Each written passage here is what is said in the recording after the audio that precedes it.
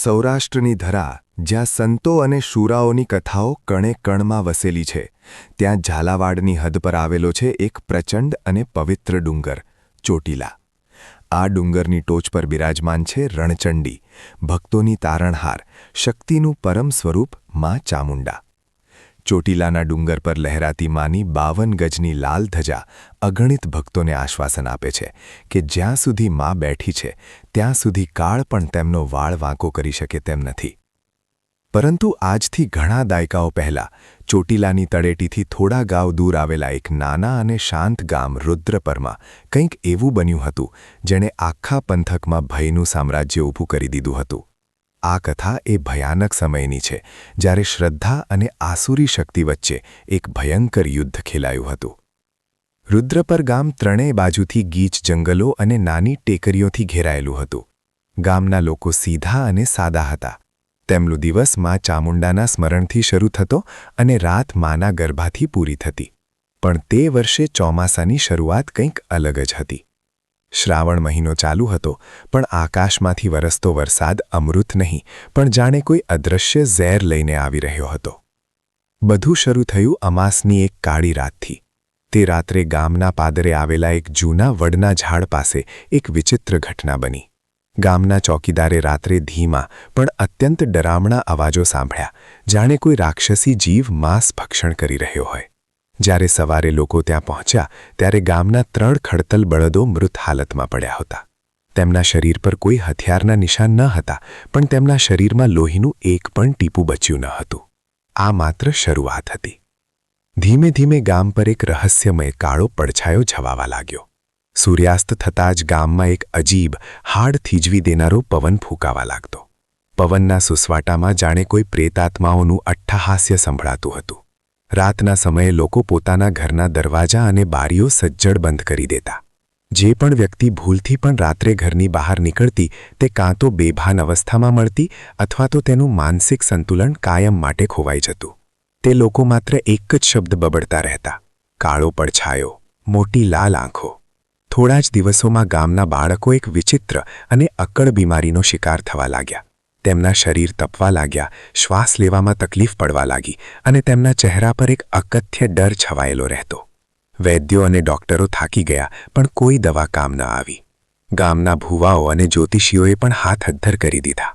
એક વૃદ્ધ જ્યોતિષીએ ધ્રુજતા અવાજે કહ્યું, આ કોઈ સામાન્ય બીમારી કે રોગચાળો નથી. આ ભૂમિના પાતાળમાં વર્ષોથી કેદ કોઈ અત્યંત શક્તિશાળી આસુરી શક્તિ જાગી ગઈ છે. તેને રક્ત જોઈએ છે, તેને ભય જોઈએ છે. જો સમયસર કોઈ ઈલાજ નહીં થાય તો આવતી અમાસ સુધીમાં આખું રુદ્રપર ગામ સ્મશાનમાં ફેરવાઈ જશે. આ વાત સાંભળીને આખા ગામમાં ફફડાટ વ્યાપી ગયો. દરેકના હૃદયમાં એક જ સવાલ હતો: હવે શું થશે? બચવાનો કોઈ રસ્તો છે? આ જ ગામમાં એક વૃદ્ધ ડોશીમાં રહેતા હતા, જેમનું નામ હતું રતનબાઈ. રતનબાઈ એટલે માં ચામુંડાની પરમ ભક્ત. તેમના પતિ અને પુત્ર વર્ષો પહેલાં એક અકસ્માતમાં મૃત્યુ પામ્યા હતા. હવે તેમના જીવનમાં માત્ર 2 જ વસ્તુઓ હતી: એક તેમનો 7 વર્ષનો પૌત્ર કાનજી અને બીજી ચોટીલાવાળી ચામુંડામાંની ભક્તિ. રતનબાઈના ઘરના ગોખલામાં અખંડ દીવો પ્રગટતો અને તેમના હોઠ પર અહર્નિશ માનો 99 મંત્ર ઓમ ऐं ह्रीं क्लीं ચામુંડાએ વિચ્ચે રમતો રહેતો. અમાસને હવે માત્ર 3 દિવસ બાકી હતા અને એક કમનસીબ સાંજે એ અદૃશ્ય આસુરી પડછાયો રતનબાઈના ઘર સુધી પહોંચી ગયો. તેમનો લાડકવાયો પૌત્ર કાનજી અચાનક ચીસ પાડીને ઢળી પડ્યો. તેનું નાનકડું શરીર આગની જેમ તપી ગયું અને તેના શ્વાસ રૂંધાવા લાગ્યા.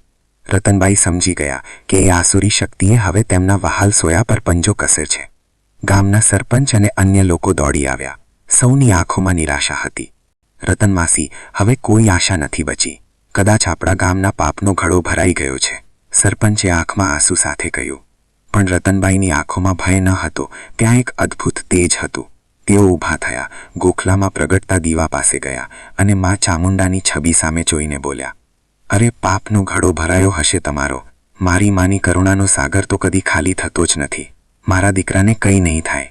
આજ સુધી મેં મારી મા પાસે કંઈ માગ્યું નથી, પણ આજે આ રુદ્રપરને બચાવવા હું મારી માના દરબારમાં જઈશ. સરપંચે ચોંકીને કહ્યું: માસી, તમે ગાંડા તો નથી થઈ ગયા ને? બહાર જુઓ, ભયંકર વાવાઝોડું છે. સાંજ પડી ગઈ છે. આવા સમયે ચોટીલા ડુંગર ચડવો અશક્ય છે. પેલા રાક્ષસી પડછાયા તમને રસ્તામાં જ ફાડી ખાશે. જેના રખોપા ડુંગરવાળી કરતી હોય એને દુનિયાની કોઈ આસુરી તાકાત રોકી શકતી નથી. આટલું કહીને રતનબાઈએ એક લાલ ચુંદડી પોતાના માથા પર બાંધી, હાથમાં માના નામની માળા લીધી અને ખુલ્લા પગે એ ભયાનક તોફાની રાત્રે ચોટીલા તરફ જવા નીકળી પડ્યા. બહારનું દૃશ્ય અત્યંત ડરામણું હતું. શ્રાવણ મહિનાનો કાળો ડિબાંગ મેઘરાજા જાણે પ્રલય કરવા માટે તૂટી પડ્યો હતો. વીજળીના કડાકા અને ભડાકાથી આકાશ ચીરાઈ રહ્યું હતું. પવન એટલો તેજ હતો કે મોટા વૃક્ષો પણ મૂળમાંથી ઉખડી રહ્યા હતા. પણ રતનબાઈના પગલાં અટક્યા નહીં. તેમની ઉંમર 70 વર્ષની હતી, પણ આજે તેમના શરીરમાં જાણે કોઈ દિવ્ય શક્તિ પ્રવેશી ગઈ હતી. અડધી રાત્રે તેઓ ચોટીલાની તળેટીએ પહોંચ્યા. ડુંગર ભયાનક અંધકારમાં ગરકાવ હતો. ડુંગર પર જવાના પગથિયા વરસાદના પાણીથી લપસણા બની ગયા હતા. રતનબાઈએ પહેલું પગથિયું ચડ્યું અને આંખો બંધ કરીને બોલ્યા, જય માં ચામુંડા. જેવી તેમણે ચઢાણ શરૂ કરી, અદૃશ્ય આસુરી શક્તિઓને ખબર પડી ગઈ કે કોઈ તેમને પડકારવા માટે શક્તિપીઠ તરફ જઈ રહ્યું છે. રતનબાઈને રોકવા માટે ભ્રમજાળ શરૂ થઈ. 50 પગથિયા ચઢ્યા હશે ત્યાં જ પવનના સુસવાટાએ એક બિહામણા અવાજનું રૂપ લીધું. પાછી જતી રે ડોશી, તારો દીકરો મરી ગયો છે. આખો ગામ સ્મશાન બની જશે, તારો જીવ પણ જશે. અવાજ સીધો રતનબાઈના મગજમાં ગુંજી રહ્યો હતો, પણ રતનબાઈએ આંખો બંધ કરીને મંત્ર જાપ જોરથી શરૂ કર્યા. ઓમ ઐં હ્રીં ક્લીં ચામુંડાયૈ વિચ્ચે. ત્યાંથી થોડા આગળ વધ્યા એટલે પગથિયા પર કાંટા અને અણિયાળા પથ્થરોનો ઢગલો અદૃશ્ય શક્તિઓએ કરી દીધો. રતનબાઈના ખુલ્લા પગ એ પથ્થરો પર પડતા જ લોહી લોહાણ થઈ ગયા. વરસાદના પાણી સાથે તેમના પગનું લોહી ભળીને નીચે વહી રહ્યું હતું. દરેક પગથિયે અસહ્ય પીડા થતી હતી, છતાં તેમના મુખમાંથી કોઈ આહ ન નીકળી, માત્ર મા મા માનો જ અવાજ નીકળતો હતો. અડધો ડુંગર ચઢ્યા પછી એક મોટી કાળી આકૃતિ, જેની આંખો સળગતા અંગારા જેવી હતી, તે રતનબાઈના રસ્તામાં આવીને ઊભી રહી ગઈ. તેણે એક ભયાનક ગર્જના કરી, જે સાંભળીને ભલભલા યુવાનોના હૃદય બેસી જાય. પરંતુ રતનબાઈ અટક્યા નહીં. તેમણે પોતાના ગળામાં પહેરેલી રુદ્રાક્ષની માળા કાઢી અને એ આકૃતિ તરફ હવામાં ફેરવી. માળામાંથી જાણે એક અદૃશ્ય અગ્નિ પ્રગટ્યો અને તે આકૃતિ ચીસ પાડીને હવામાં વિલીન થઈ ગઈ.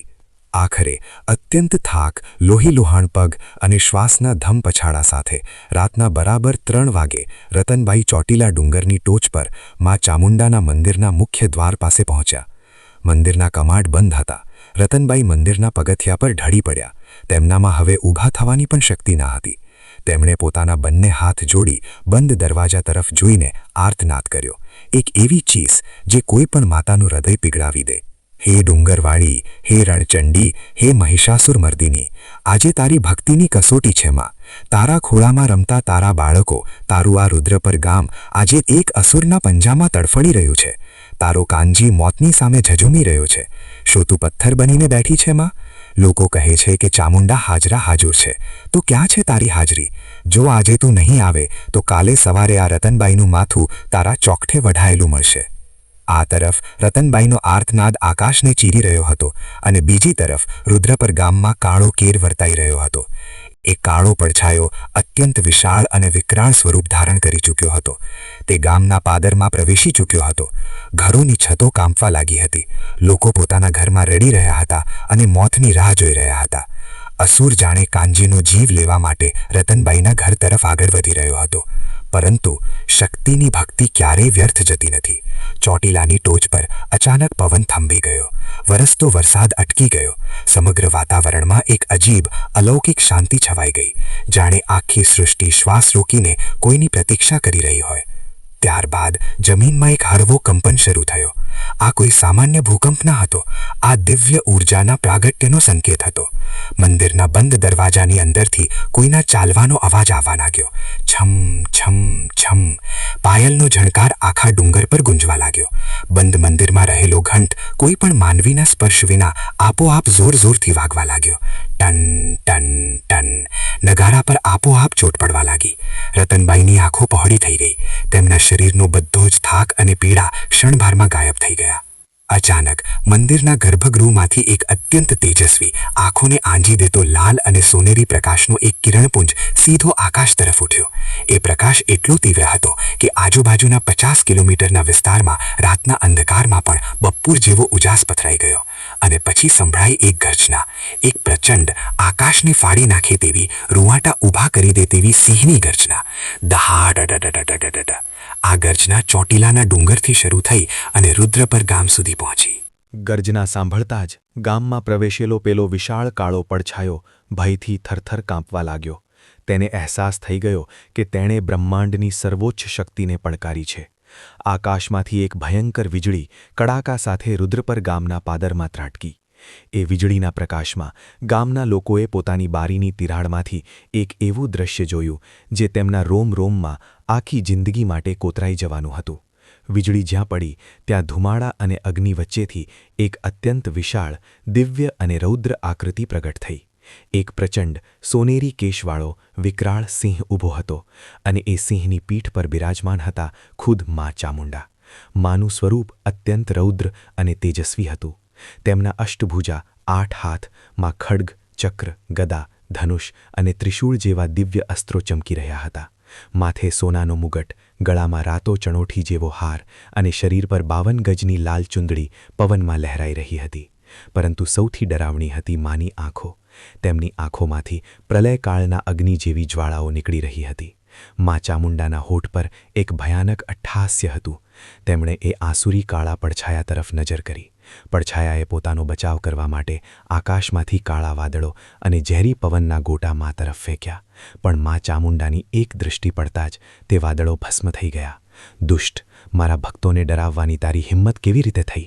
માનો અવાજ વાદળોની ગર્જના જેવો હતો. માએ પોતાના હાથમાં રહેલું દિવ્ય ત્રિશૂળ ઊંચું કર્યું. ત્રિશૂળમાંથી કરોડો સૂર્ય જેટલો પ્રકાશ પ્રગટ્યો.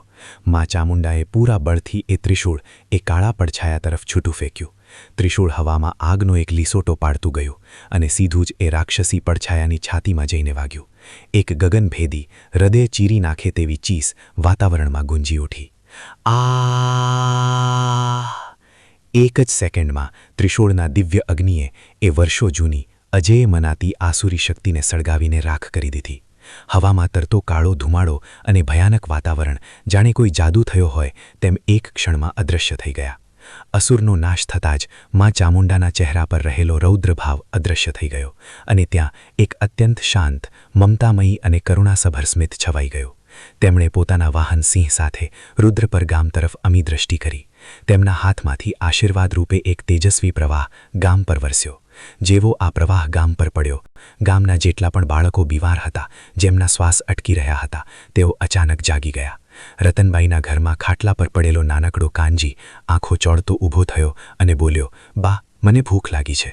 રોગ, શ્રાપ અને ભય બધું જ જડમૂળથી નાશ પામ્યું હતું. મા ચામુંડાની દિવ્ય આકૃતિ ધીમે ધીમે આકાશમાં ઉપર ઉઠી અને ચોટીલાના ડુંગર તરફ પાછી ફરી. ત્યાં જઈને તે મંદિરના ગર્ભગૃહમાં લાલ પ્રકાશના સ્વરૂપમાં સમાઈ ગઈ. સવાર પડી. પૂર્વ દિશામાંથી સૂર્યનારાયણે પોતાના સોનેરી કિરણો ધરતી પર ફેલાવ્યા. આજની સવાર કંઈક અલગ હતી. હવામાં ફૂલોની સુગંધ હતી, પક્ષીઓનો મધુર કલરવ હતો અને વાતાવરણમાં એક દિવ્ય પવિત્રતા હતી. ગામના લોકો ખુશીના આંસુ સાથે પોતાના ઘરમાંથી બહાર આવ્યા. સૌ કોઈ સમજી ગયા હતા કે રાત્રે કોણે તેમને બચાવ્યા છે.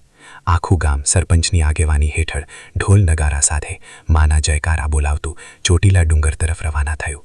જ્યારે તેઓ 1000 પગથિયા ચડીને ડુંગરની ટોચ પર પહોંચ્યા ત્યારે તેમણે જોયું કે રતનબાઈ મંદિરના પગથિયા પર બેઠા હતા.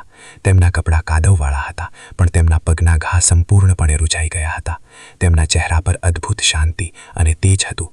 તેમની આંખો બંધ હતી અને હાથમાં માળા ફરતી હતી. સરપંચે રતનબાઈના ચરણ સ્પર્શ કર્યા. રતનબાઈએ આંખો ખોલી અને હસીને પૂછ્યું, મારો કાનજી કેમ છે? સરપંચે રડતા રડતા કહ્યું, તમારી ભક્તિ અને મા ચામુંડાની શક્તિએ માત્ર કાનજીને જ નહીં, આખા રુદ્રપરને નવું જીવન આપ્યું છે માસી. ત્યારથી લઈને આજ દિન સુધી રુદ્રપર ગામમાં ક્યારેય કોઈ કાળો પડછાયો કે અદૃશ્ય બીમારી આવી નથી અને ચોટીલાવાળી ચામુંડા માની કીર્તિ દશે દિશાઓમાં ફેલાઈ ગઈ. આ વાર્તા આપણને શીખવે છે કે જ્યારે અંધકાર અત્યંત ગાઢ બની જાય, જ્યારે ભય જીવન પર હાવી થઈ જાય અને જ્યારે આસપાસ કોઈ રસ્તો ન દેખાય, ત્યારે તમારા હૃદયના ગોખલામાં શ્રદ્ધાનો એક દીવો પ્રગટાવજો. કારણ કે જેના પર ચોટીલાવાળી મા ચામુંડાના 4 હાથ હોય છે, તેની સામે દુનિયાની કોઈ આસુરી શક્તિ ટકી શકતી નથી. જ્યારે પણ પવન સુસવાટા મારે અને ડર લાગે, ત્યારે બસ એકવાર સાચા દિલથી નાદ કરજો. બોલો, ચામુંડા માત કી જય, ચોટીલાવાળી માત કી જય, રણચંડી માત કી જય. આવી જ બીજી વાર્તાઓ સાંભળવા અત્યારે જ ચેનલને સબસ્ક્રાઇબ કરી લેજો. વિડીયોને લાઇક કરજો. કોમેન્ટમાં જય ચામુંડામાં લખજો.